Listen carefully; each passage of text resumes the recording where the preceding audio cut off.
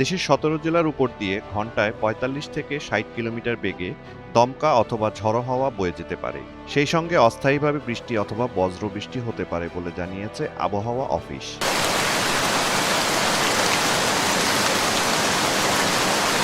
বুধবার ২২শে জুলাই ভোর ৫টা থেকে দুপুর ১টা পর্যন্ত দেশের আভ্যন্তরীণ নদীবন্দরগুলোর জন্য দেয়া আবহাওয়ার পূর্বাভাসে এই তথ্য জানানো হয়েছে।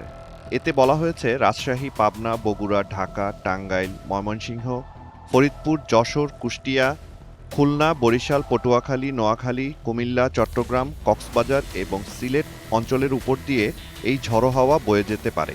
এসব এলাকার নদীবন্দরগুলোকে ১ নম্বর সতর্ক সংকেত দেখাতে বলা হয়েছে। অন্যদিকে গতকাল মঙ্গলবার রাতে আবহাওয়া অধিদপ্তর থেকে প্রকাশিত সারা দেশের সম্ভাব্য পূর্বাভাসে বলা হয়েছে, আজ সন্ধ্যা ৬টার মধ্যে বরিশাল ও চট্টগ্রাম বিভাগের অধিকাংশ জায়গায় এবং রাজশাহী, রংপুর, ঢাকা, ময়মনসিংহ, খুলনা ও সিলেট বিভাগের অনেক জায়গায় অস্থায়ীভাবে দমকা হাওয়াসহ হালকা থেকে মাঝারি ধরনের বৃষ্টি বা বজ্রবৃষ্টি হতে পারে।